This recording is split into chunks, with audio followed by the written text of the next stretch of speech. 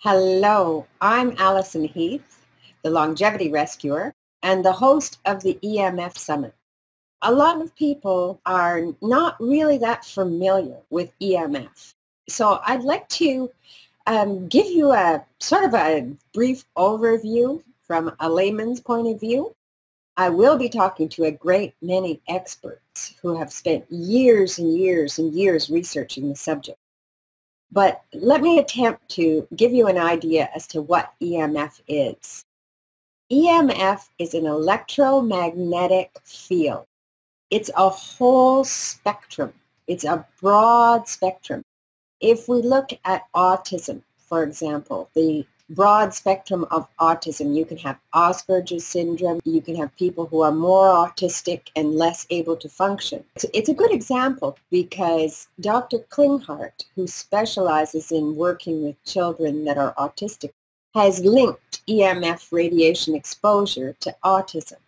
Autism has a broad spectrum and electromagnetic fields have a broad spectrum. We find them in nature. For example, the earth has a magnetic field. Our bodies have an electrical field. So when we decide we're going to move our hand, for instance, that is sent via an electrical impulse along the nerves to have the hand do it. Our heart has electrical impulses, an electrical field. Animals have them as well. And the earth has its own magnetic field, which goes from north to south. And it's interesting because a lot of animals who also have electromagnetic fields tune themselves with the earth. So we have birds, we have bees, even cows are attuned to the earth's electromagnetic field. And that's why before there's a tsunami or an earthquake, the dogs will start barking and everything because they're in touch with that earth magnetic field. But then we also have man-made electromagnetic fields. We have an electric field that's in your appliances and so on. It's always there, whether your appliance is turned on or turned off. It's always there. The magnetic field is something that goes along with that electric field. The electric field makes a wave going along like this. That wave, each peak, is how many cycles it waves. So how quickly it waves per second. In Europe, it's 50 cycles a second, or 50 hertz. In North America, it's 60. When we have this wave, we also have something that's sort of jagged going along at the same time, and that's dirty electricity that's happening. And that also has an effect on our health.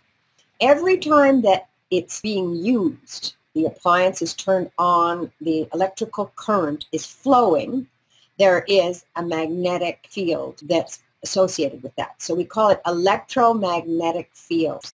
And these electromagnetic fields create electromagnetic radiation. Again, we have this broad spectrum of radiation. We go from a very low radiation, and they call it ELF, it's electromagnetic low field, low radiation field. Then we have a very high one, and the high one could be gamma rays. It could be like what we're getting from Fukushima, X-rays. Those are the high ones, and those have the ability to take a cell and break it. This is something that the lower fields don't have the same ability to do. As we're going along this spectrum, okay, from the low ones, which could be your electric can opener, all the way up to the gamma rays, and as we're going along that spectrum, we have different things occurring. And one of those is your microwave is heating. It's actually giving thermal heat to the body. Now, science right now, in some countries, they're recognizing that there could be an effect on the body. The system could be affected by non-thermal radiation. Radio frequency electromagnetic fields. These RF fields are things that fall above your can opener and your electrical appliances and the telephone lines and all of these different things. We also have the rollout of the smart meters. And as the smart meters roll out, they have been associated with higher electrical costs. They've been associated with childhood leukemia because often they're placed on the outside wall of a bedroom where a child's sleeping. And we don't think about it when we think about how pregnant women are exposed to electromagnetic radiation and what that does to the fetus. Because you see, children are not little adults. Their skulls are much thinner. They're much more susceptible to electromagnetic radiation. And we even have electromagnetic radiation from radial tires. When you think about this, we're exposed all across the board, and it is increasing exponentially. I mean, if you think about it, think about 20 years ago or 10 years ago, how many cell towers there were. And now look at the proliferation of cell towers there are. Wireless, the WiMAX. These things are really having an effect on our health, and we need to be aware of it. All of those electric fields can actually have an effect on your health. And this is becoming more and more prevalent because it's accumulative. So we've been adding it up and adding it up and adding it up as we add more toys and more TVs in every room and our iPads and our cell phones and all of our different gadgets that we're adding to ourselves. And it's creating the problem. I'm going to gather all of the experts that I can possibly reach together to talk about this, to address this, because the best thing that we can do is understand. Because, for example, if we look at animals, the little fox is able to hunt a mouse in the snow. When it's covered deep down in the snow, he'll leap up and he'll go down and he'll catch that mouse.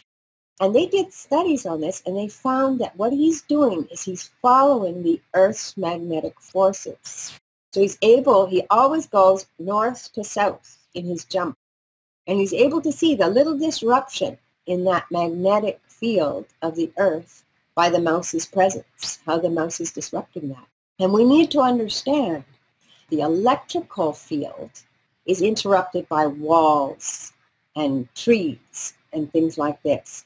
But the magnetic field that's also associated, as soon as that current flow is going on, it goes through glass, it goes through buildings, it goes through walls. So we're not protected in the same way.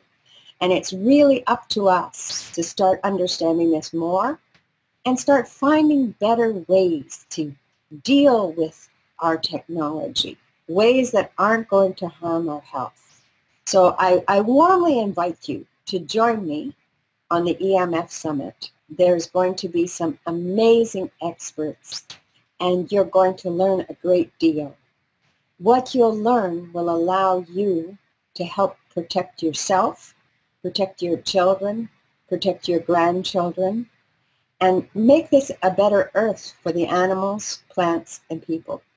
So I warmly welcome you. All the best, and let's make this the best year yet.